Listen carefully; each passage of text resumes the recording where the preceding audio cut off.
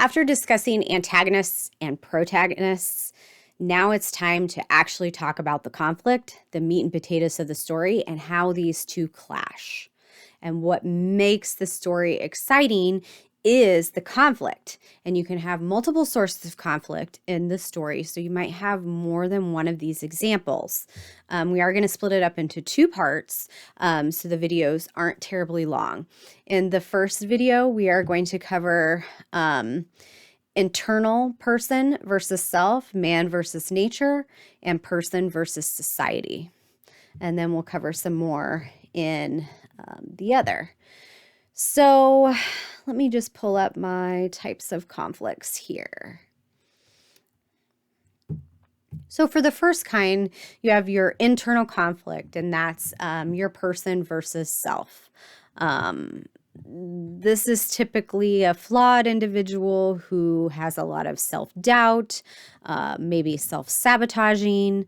I think of the movie Black Swan and a battle of mental illness internally. That was primarily the conflict in that particular movie. It was done very well. You can also look at The Great Gatsby, Jay Gatsby's internal struggle to reconcile his love for Daisy with his newfound wealth and his pursuit of the American dream. There's a lot of internal struggle in The Great Gatsby. Having that inner monologue is very important. And I actually think that when it comes to a book or actual written medium, I think that internal struggle is a lot easier for the reader to comprehend in that particular setting, because you can actually read the thoughts of the protagonist, because you can have an inner monologue in a written text. Translating an inner monologue to a visual medium, such as a TV show or a movie, is much, much more difficult. I've seen some do it very well, but it's difficult. One of the things I struggled with reading The Hunger Games, there's a lot of inner turmoil within Katniss's character. There's a lot of thoughts that run through her mind. And I read the books before the movie came out, and she was a very compelling character on the page.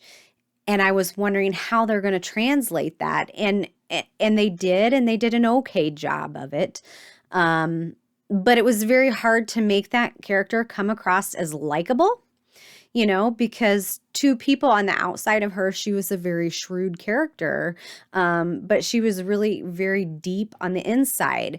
And so some of that depth was lost, I think, in the transfer from the written work to the visual medium, which I think is where we get a lot of problems when people read the book and they hate the movie. The book is always better. It is always better than the movie or the TV show. And I think it's because we get that look inside the character's mind and what they're going through, and it does not translate to the visual medium. And so I think that is the disconnect there, and why the book is always going to be better than the movie, hands down. One of the other sources of conflict is just a man versus nature. I'm thinking the movie Castaway, where Tom Hanks's character is literally stuck on a deserted island. There are no other characters in that movie, unless you want to count Wilson as a character who he interacts with, but doesn't interact back with him. But really it is all about him surviving in this wilderness all alone by himself. And so it is literally man versus nature. It's a survival movie. And so a lot of your, survival, like The Call of the Wild, they usually don't have a lot of other characters in the book because, the main source of conflict is just, what's happening around them. The third type of conflict that we're going to talk about in this video is person versus society. And there's a lot of these out there where basically a person, their versus society, the conflict involves the individual kind of challenging the societal norms.